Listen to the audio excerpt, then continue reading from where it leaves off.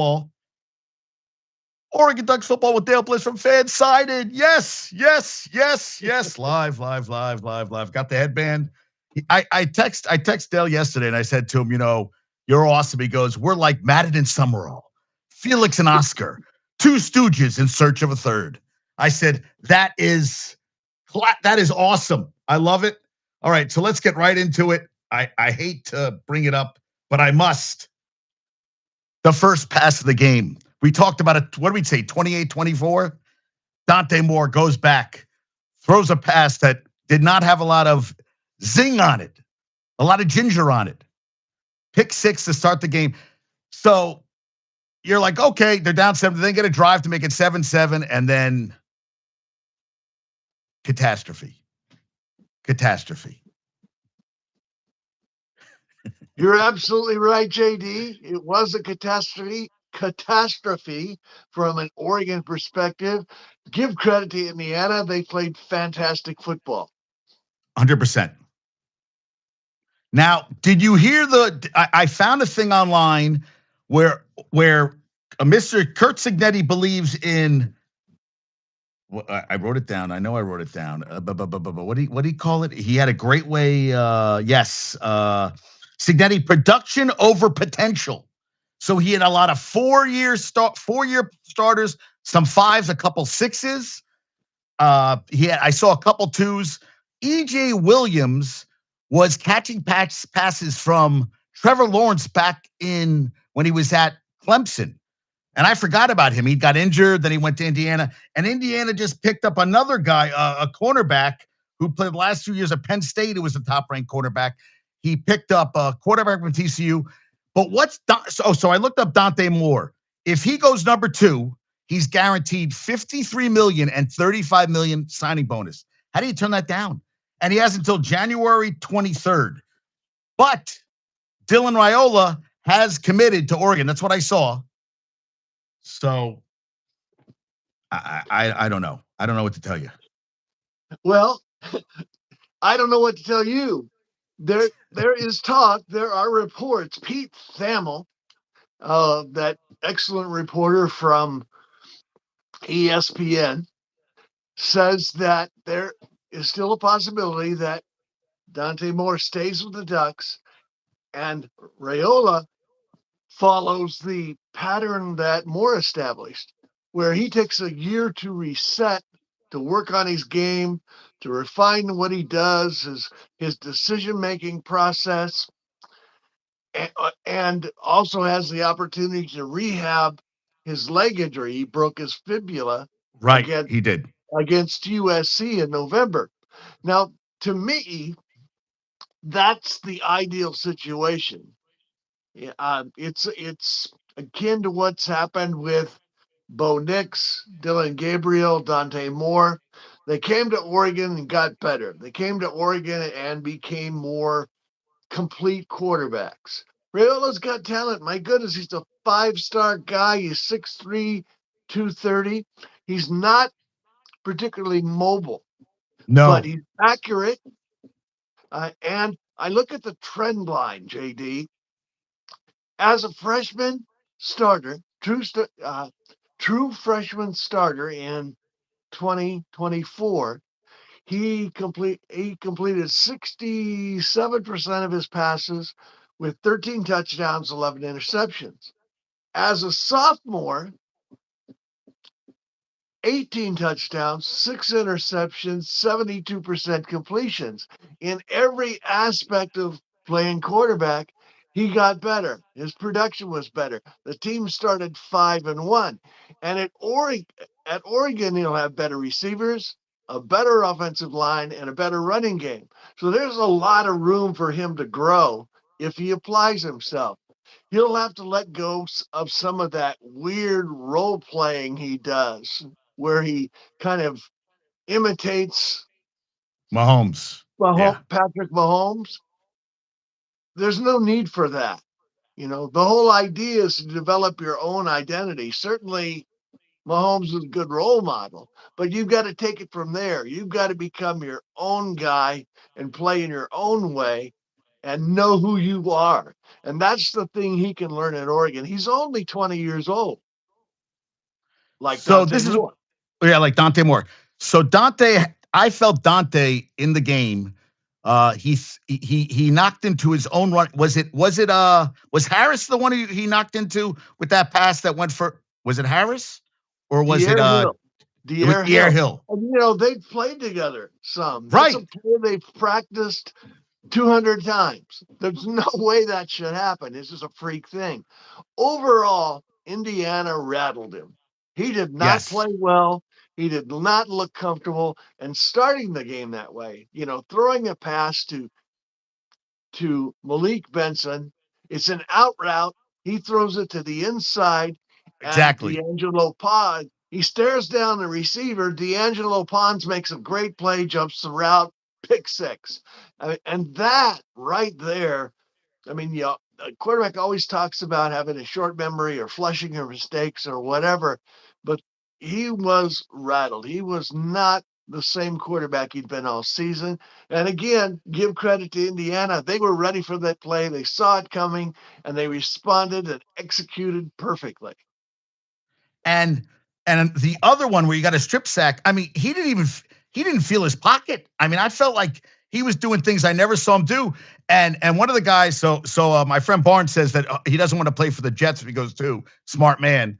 I, I just feel like he's not ready. And I know we've talked about this, but I mean, the market sucks. I heard Ty Simpson now is being offered 6.5 million to come back to college. So really, there's no quarterbacks out there.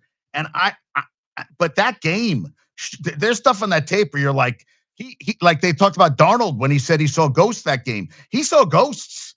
He looked, and I'll tell you, Jay Harris, who is leaving the program, he put stuff on tape, and I would think any school would want him. He looked great.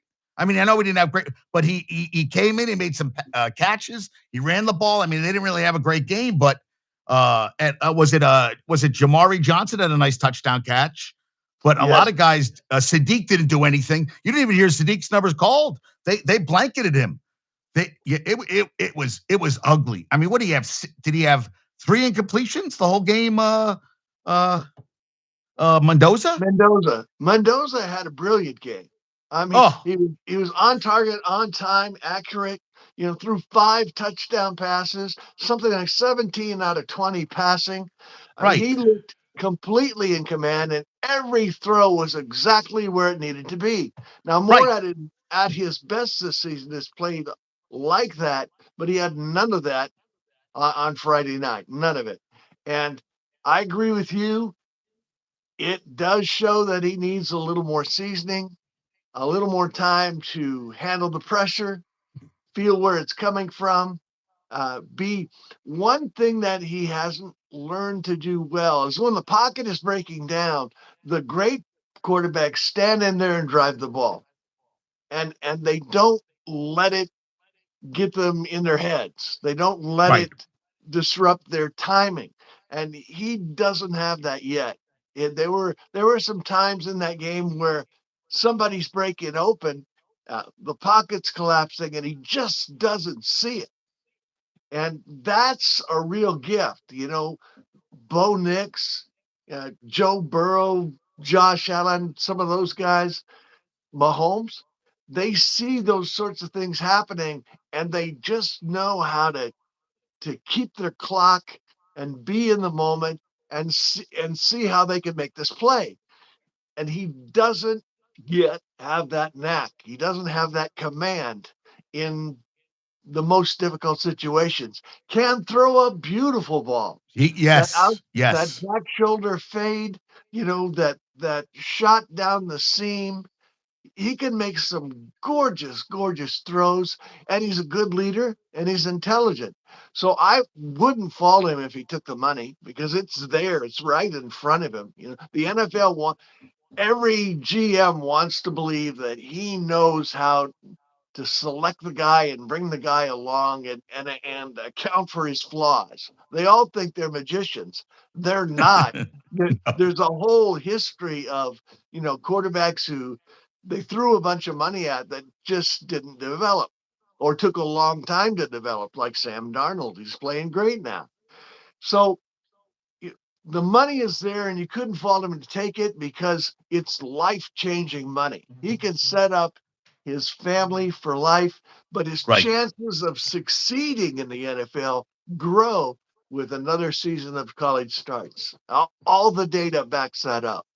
Right. So he has only had 20 games right now. That's all he's had playing. And I just, even Mahomes came in and he started all 4 years at Tech, right? I think he did 3 or 4 years at Texas Tech. He And did. he sat a year, and he sat a year with the Chiefs. They had Alex Smith. They sat him. And I'm worried that if he goes to the Jets, like Barnes is saying, they're going to throw him right in and 20 college starts. If he couldn't handle Indiana, every team is Indiana out in the NFL. That's all you have is grown men. And I feel like he is going to be, and then he'll regress, and then he'll be a total bust. It'll be a bust. I just feel it coming. He's not And ready. And, it definitely has the potential to go that way. Now, he's a resourceful, determined guy, and I love his makeup. Maybe he defies the odds, but another year of college starts, getting in that sweet spot of 25 to 34 starts, he can become a much better quarterback and have command of those situations and work to correct what's not working for him. It's really tough to do that in the NFL. They call it right. the not for long league, and it could be like that. And I feel Signetti run now. I know he's only been there 2 years, but he came with this cockiness, which no, hey, listen, it worked. But he has as close to an NFL team, I feel. There's no weak links on that team. He's got who are coming in and it's working. I mean, Becker catching passes, Surratt. I mean, everybody, Omar, what the everybody, and even the running game. I mean, and when he did it, even the one play where they got the ball, they stripped it, it bounced back into his hands. Even on the running play where you saw him running, one of the defenders got the ball back. So even plays where it could have went against them, everything was falling into place for them. But I just look at that team like there was. I know they weren't. I thought they could score 70, but what? So they scored 21 in the second half. They could have scored 70. They really could have scored 70. I mean, it was scary how proficient. Now I don't know if Miami. I mean, I thought Miami played a good game, but my Carson Beck is. I can feel the same thing happen to Carson Beck. They're going to rattle his cage. He's going to have to make plays. He's not going to make enough plays. And Mendoza just looks like he's having. He didn't even look like he was sweating. At the end of the game, he looked like, okay. And they're here to win a championship. They're not happy just winning. And it was 90-10, the fans. I mean, there were no Duck fans there. I mean, it was empty, which I It really was absolutely, shocked about. oh yeah, it absolutely was. The Indiana fans turned out. They are so excited to see this happening, and I don't blame them. It's an incredible college football story for a team to go from, worst to first in 2 years, and for Signetti to do it the way he has. He's a superb evaluator of talent. I mean, he finds guys that produce, and that's his whole value system. Is he doesn't care about star ratings, he doesn't care about reputations, he doesn't care that they came from an FCS schools. He and his staff have the ability to recognize guys who are going to perform in the clutch, and they focus on guys who have played 3-4 years of college football experience. He values experience and production over reputation, over potential. And his ability to do that and to teach the game and keep his players healthy and prepared the way he does, and to create a culture and a mindset. These guys are assassins. As a group, it's the best team that I've seen in a long time, you know? And yeah, I agree. They could have blasted the Ducks. They could have scored 70, 80 points. They almost did. Oregon, hung in there and kept competing, but they were outclassed and outmatched in this game. I think Miami has a chance of giving them a better game just because of some of the pieces they had. Their left tackle, I don't know how to properly pronounce his name, but Manoa. I forgive me. He's going to be a number one draft pick. I don't learn who he is. And Bain, their terrific defensive end. They've got a good running game. They're physical. So they're a better matchup for Indiana, I think.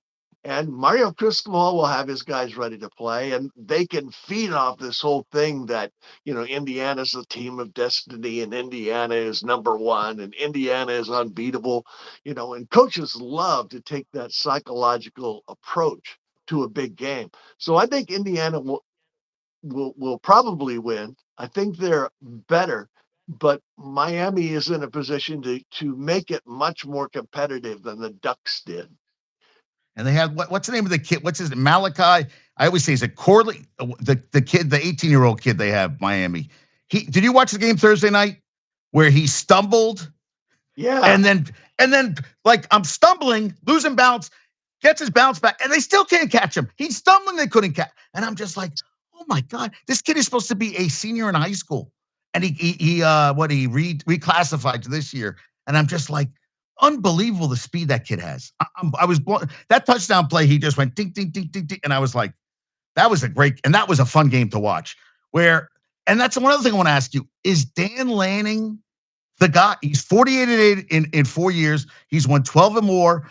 A friend of mine, Brandon, is a huge Ducks fan, and he just feels that he's never going to win the big one. He's had bad luck. He lost his first game ever as Ducks coach, 49-3 to the eventual champ Georgia at the Mercedes Benz stadium. And listen, I know we talked about that he's planning, but I hope this was a big wake up call. The talent level was, I hate to say it, but astronomical. I mean, it was like not even on the right. I mean, would you say that?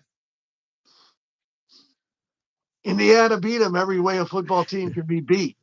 And Right, and yes, well, Dan Lanning is 48-8 in right. his after 4 years as a head coach. His last two teams have won 13 games. This year's team was not projected to make it to the semifinals. A lot of experts and pundits. Thamel was one of them, or Bruce Feldman of The Athletic and Fox Television was one of them. Predicted the Ducks would win 9 games this year. Maybe go 9-3. Maybe lose at Iowa and to at Penn State and at Washington. There was a lot of question about this team. They only had 5 returning starters, 2 on offense, and they had a brand new quarterback, a rebuilt receiver room, 4 new offensive linemen, and a young secondary. And they won 11 games. They won 2 games in the college football playoff. They won the Orange Bowl against what was thought to be a very good Texas Tech team. So really, this team in every way overachieved. They're ahead of schedule. And absolutely, Lanning will take this defeat and the lessons of it, and he will examine himself. He will look at the ways he failed in this game and the ways the Ducks came up short, and he'll use it to grow the program. Look what they've already done in the transfer portal. They picked up a wide receiver, Iverson, and a safety from Baylor today. Oh, they While we did. were That's what I getting wanted ready to for ask the you about. yeah. And you got a tight end from Penn State who hasn't played it down, right? He hasn't played it down yet. Five-star tight end Alex Olesh, they wanted last year in recruiting, so he's responded to this. He's he's working the film, he's working the portal, and it's 2 days after the most devastating loss of his career. Yes, he's lost 8 games in big situations, but every one of those games was to a ranked team. Most of them were to teams that went on to win the national championship or play in it. So he's on track to become a very good head coach, and his record is right up there with the best in the game already. How many coaches have won a title in their first 4 years as a head coach? It took Kirby Smart 6 seasons. It took Nick Saban until he was like 54. I mean, Right. you Oh, know, right. When he first came, yeah, right, with LSU and it everything. You're right. doesn't You're right. happen overnight, and there is a learning curve. Kurt Signetti, fantastic coach. You know, he's 64 years old. He's been You're around, right. He's been you know, around. and he developed his system, his way of doing things over time. And I guarantee you, he probably had seasons where he didn't go 13-2. It is crazy for Duck fans. I understand the questions. I understand the concerns, but You've got a coach who's taken Oregon to levels they've never been at and is winning at a level. How can you be unhappy with a team that's won 13 games the last 2 seasons in a row and is looking at a great season next year? Look at the guys they are. Their entire defensive line is coming back. They're going to have the best defensive line in college football with Mateo Uyunglele, with uh, Tatum Tuioti, Bear Alexander, and Amori Washington all returning for their senior years. That is a strategy. That is a plan of, where are we going to invest our money? How are we going to respond to this rapidly changing marketplace? And not everybody is that organized and that forward thinking. That's why I believe he'll eventually succeed at the ultimate level. No, he hasn't yet, but he's a young guy and he's growing and learning and getting better and applying himself, and he'll continue to do that. Yeah, because that's what I was going to ask you. So Blake, Purchase, Sadavian, Sims, Ashton Porter, Jericho Johnson, Toby Hastrup. They said that what's Lapoy at Cal? He said he's probably looking at all his old players and being like, and so I don't feel any of those guys. I mean, you lost some guys, but like you said, the defensive line. Are you? Well, you got to replace the linebacker, the walk on. What's Boster? Bryce How do you say his Petcher. name? Yeah, Bryce Petcher. Thieneman, what's his name? He's also was a senior, right? Uh, Dylan Thieneman was a junior, so he oh, has he's got another year. he played 2 years at Purdue, 1 year at Oregon. He has the option to come back, but he probably will go in the first or second round of the draft, probably the second. So he has a decision to make. So far, a lot of these key guys have elected to come back, and there might have been another decision while we're talking on the phone. Right, If exactly. Thieneman, if Thieneman were to come back, that would put him in a great spot. The safety they got from Baylor, can fill that role. He's a talented guy. Uh, and they have some, Aaron Flowers and Peyton Woodward and so on, and they had the benefit of learning from the way Dylan Thieneman prepares and studies film and his work habits. And they're good players. I really believe that next year they're ready to take that next step. It is a concern, and it's the nature of college football right now. They lost an enormous amount of depth and some very talented young guys in the portal. Sims, Purchase, Haystrup, they're all going to play somewhere and be good. But when you have the four Oregon came back who were the starters, everybody wants to make their money and everybody wants an opportunity to develop and show their skills. And I understand it. It's the nature of college football. Oregon right now is at about 25 in the portal, right up there with Ohio State, I believe it's off 29. And that's just the way it's going to be in college football for the foreseeable future. It will be very difficult to maintain a roster. Coaches and players are going to have to make hard choices. I love this program. I love my teammates, but I need to grow and develop. I need a chance to show what I can do. So there's something like 4,500, 5,000 kids in the Yes. portal. I mean, it's growing massively every day all around the country. And as we've talked before, college football needs some kind of structure and stability to counteract this chaos, this thing where it gets more and more expensive, seemingly by the week, to Right. field the team. How Right. long will donors and fans fund that? Specifically at the places where they're going 9-4 or 5-7. It's you'll continue to see programs move in the direction of private equity. It'll get more corporate and it'll get more like the NFL. So I don't know. I heard that they turned one committee or board. They said they turned down 500 NIL deals that were $15 million or more just because they were like, this isn't work. How is this working? How are you doing? Like, so like you said, like every school, like Indiana made the jump. Now, can Indiana is Mark Cuban going to give money every goddamn year to this program? Or, like Michigan, you win a championship every 30 years. I mean, Ohio State just keeps, getting the guys, but you also have to bring in a good recruiting class too. I feel like, transfers, yeah, they're good and all, but you also need some young guys that are going to develop too. But then you're afraid of losing them. So it's, yeah, I mean, and I just feel it's too much money for Dante Moore to turn down. And I feel like he should stay, but that's $53 million is a lot of money. And especially where, bam, he could get hit next year and the knee goes out and that's it. And then he's going in and then he drops. Now, like you said, they'll take out an insurance policy, but you made such salient points where look at where this team was. That's what they had 5 starters come back total, right? You said 5 starters come back. Total. All I saw from you was one offensive lineman, one on the offensive. Who was the second guy who came back on offense? Let's see. Pancho Lalaulu came back. Right.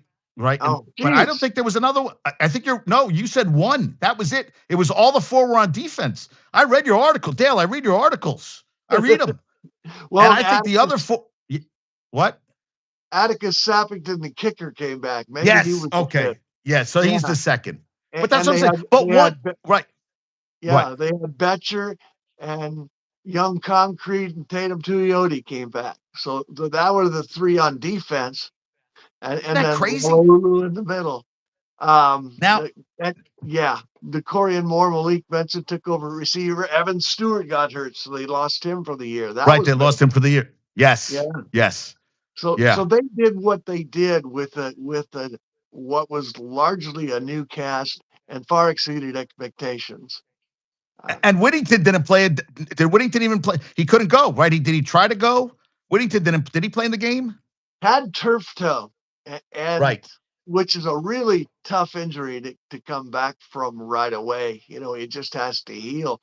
And he had a few snaps in pass protection, but really didn't run the football.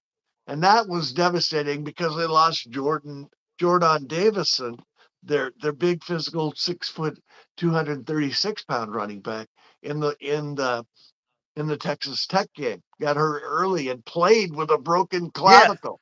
Yeah. I mean, how tough can a guy be? Yeah, how tough? I mean, Indiana is winning regardless. I mean, they, right. They flat beat the Ducks every way possible. But those injuries didn't help and helped increase that feeling of being out of rhythm, of not having their best day or their best game. And give credit to the Hoosiers, they did. Right, and I really give more credit to the team, and the team after that they get the ball back and they make it a 7-7 game because they had a nice drive. That drive to make it 7-7. That if they're going to look at some tape of him, that to me was a moment where you're like, wow, he really had amnesia, went out and led him to a touchdown, and then just the turnovers, like things that don't happen for the team, just kept happening. And I mean, I felt like Indiana was on your side of the field the whole game anyway. And 35 points in the first half. You're not coming back from that. They got a couple touchdowns. Yeah, absolutely. They had 3 devastating turnovers that led to 21 Indiana points in the first half. And Indiana started possessions at the 21, the 7, and the 3. They blocked a punt in the fourth quarter to add to the misery. And you take a team with that much talent and focus and discipline as the Hoosiers, and then allow them to create those kinds of turnovers and mistakes, you've got no chance of competing. And it's quicksand. It's like we've talked about in the replacements. Yeah, Hackman asked his team, what are your fears? What do you fear most? Keanu Reeves piped up and says quicksand. Well, in that game, Indiana created quicksand. It was relentless. It was a tornado of excellence. And Oregon just had to hang on to avoid getting 70 dropped on him. And one other thing so Dan Lanning, 48-8, his 2 losses this year were to Indiana twice. Last year, they lost to Ohio State, won the Natty. 2 years ago, they lost twice to Washington, who lost to Michigan in the Natty. The year they lost to Washington in 22, they were top 10. They lost to Oregon State, a team that won 10 games, and lost to Georgia the year with the Natty. They won the Natty. So you're talking about no crappy losses, no bad losses.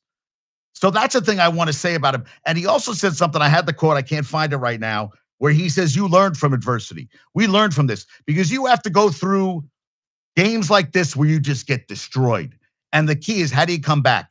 And this is something they can think about all offseason. And you don't think Dante Moore is watching tape and saying, hey, because listen, everybody has a bad game. And you can't say, like, I'm not going to say Dante Moore is not a good quarterback, but he got rattled up. Well, he's going to do this all. No, like you said, he's got a team around him. He is going to learn from this game.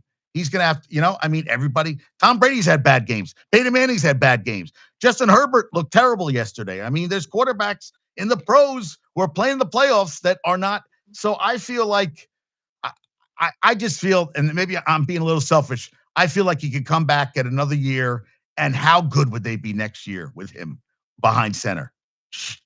And Davis, right? Yeah, right. The Davis game will beat you up. The game right. will test you. And it's how you respond to all of that. It's what you do with it. It's what you choose.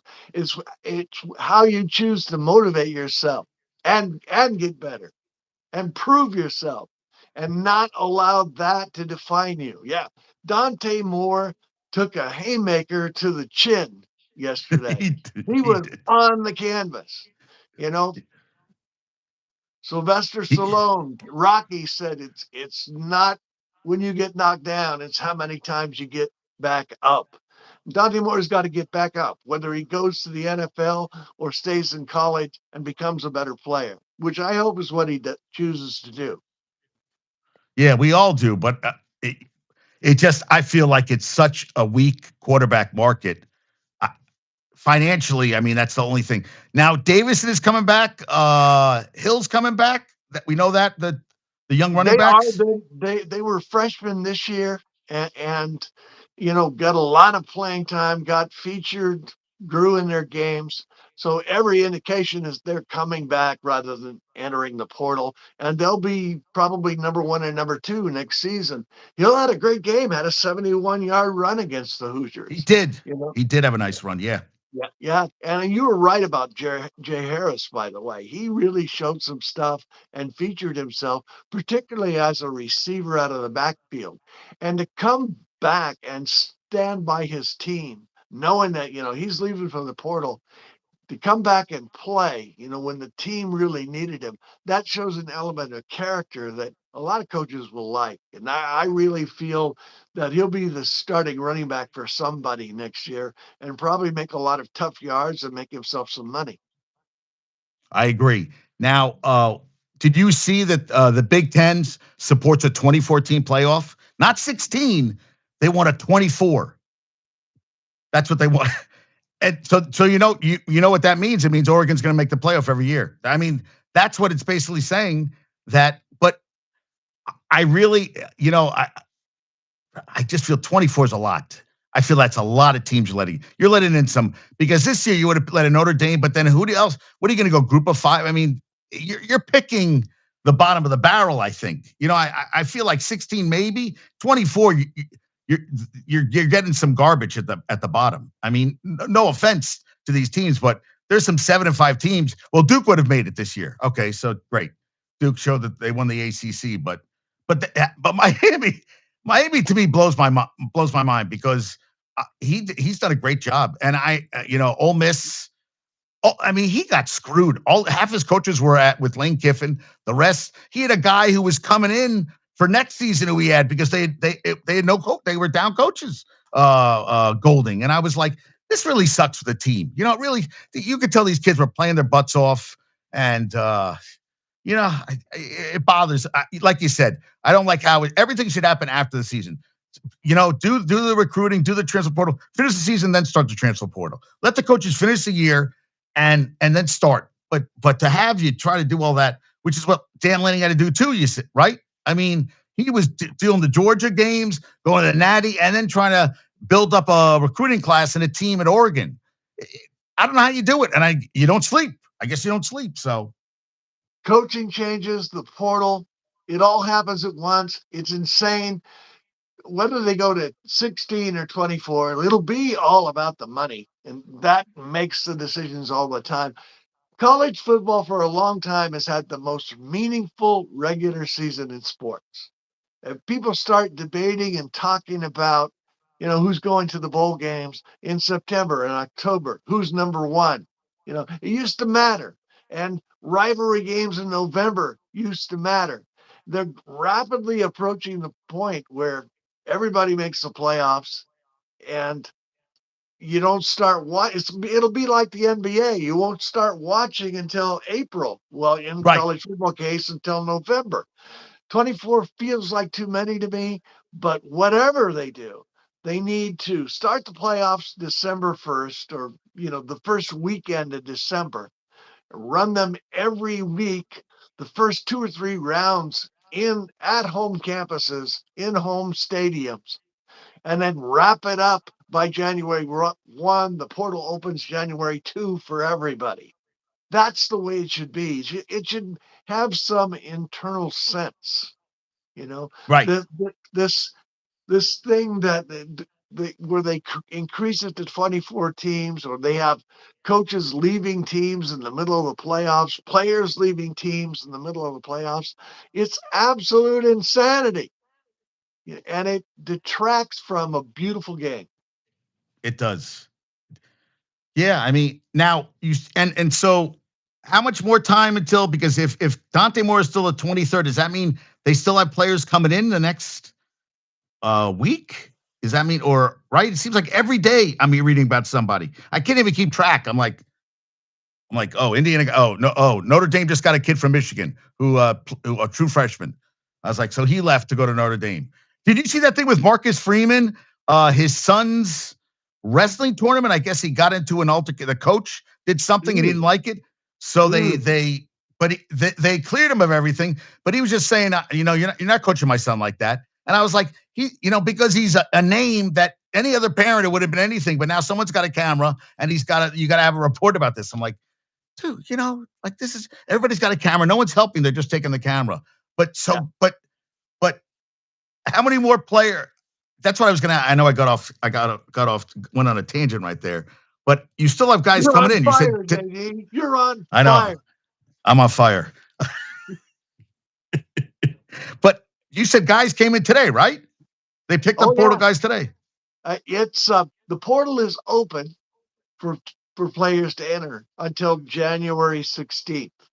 Once Okay. players are in the portal, they can stay and negotiate and look for a team, seemingly up until this summer. Once you're in the portal, you stay in the portal until somebody finds you. For teams for Miami and Indiana, Indiana. those players have until January 23rd, 24th to enter the portal. They get an extended deadline. Same with the NFL. The NFL finalizes their lists around January 19th in terms of who's declared for the draft. So Thieneman and Dante Moore are still debating that move, and they're still asking that question of themselves, still talking it over with their family. Yeah. That They'll know that in the that next few right. days. Right, I know, but that's all we're talking about now. Raiola. The only thing about Raiola that worries me is that he's a big dude, but he has no mobility. He's not a mobile guy, and I think Uh, in today's game, you got to be a little mobile. You got to be a little mobile. guess how many yards rushing he has in his career? I'm going to go with 15 to 20 because he's been sacked a lot. Is it lower than that? His net rushing for his career is minus 152 yards. Ooh, Raiola ooh. has rushed for minus 152, and he's been sacked 27 times each season. Some of that is on his offensive coordinator and his offensive line and his receivers, but still, that's a lot of sacks. You are right that he's not the most mobile guy. He can move around in the pocket a little bit, and that's one of his challenges. That's one of the things he's got to identify and get better. Peyton Manning wasn't a mobile guy. It's a lot about being knowing when to shuffle up, knowing when to get rid of the football, having a sense in the pocket and knowing where the pressure is coming from and how to respond to it. And those little adjustments a quarterback can make to buy time, uh, get the football to his receivers when the pockets break in town. That's the stuff he's got to get better. Definitely, if he's going to be a viable NFL prospect or win a championship as a college quarterback, he's got to learn to compensate for what he can't do well. And mobility is among his issues. Yeah, that's the thing. It's amazing how these guys come in, Dale, and then they're like, well, he lacks mobility. Well, Peyton never had mobility. Yes, that's true. But Peyton would move a little bit. And I'm not saying Brady was the most mobile guy either, but he knew when to use. And that's something he could work on. Mobility, could work on maybe his footwork, something that if he has to move a little bit, he's going to have to move a little bit. But it would be kind of crazy if Raiola comes in. I always think about at Syracuse, Boeheim never won, always went, and then he brings in Carmelo comes in and they win a chip his freshman year. So it could happen. Sometimes it's just getting that guy. And I'm not saying that Dante Moore, they came in with Dante Moore because I got against Texas Tech. There were moments. I mean, I know that they didn't put points up, but they looked pretty damn good. He looked good in that game. I mean, he was getting the ball, getting different receivers. So, and Sadiq's gone, right? Sadiq is gone. The decision hasn't been made official yet. Picking up Olesh maybe makes it look that way. He talked after the game about how it was difficult for him and he had to talk with his family and weigh it out. Uh, and he's going to go early. He's got incredible physical skills, and people look at scouts look at what he's able to do and the 22-mile-per-hour speed and the vertical jump and that chiseled body that he has, and they make comparison to the Florida guy, like, or Brock Bauer, Yeah, or Brock Bauer, yeah, or they put him in Kyle that Pitt. category. Yeah, right. Yeah, Like a they put Kyle him in that Pitts. category in terms of Right. his physical gifts. So he could go and make a lot of money, but he could benefit from another year at college. And the money isn't everything. They make pretty good money as college players, They do. and that overall experience, you'll never have the sense of teammates, the experience of being in college football. In the pros, it's a business. In the It is a pros, business. it's what have you done for me lately? And it's not everything. There's something to be said for being on campus playing college football and being able to enjoy that.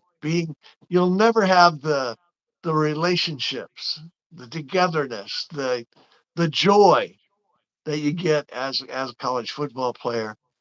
But he has dreams too, and he's worked hard to achieve them, and his family could use the money. So either way, you respect it. Right. His grandmother is a late stage cancer patient. So Oh, he's weighing more on his mind than just football. right. And I don't hold it against any of the guys. I won't hold it against Dante because that's money. I don't know his family situation.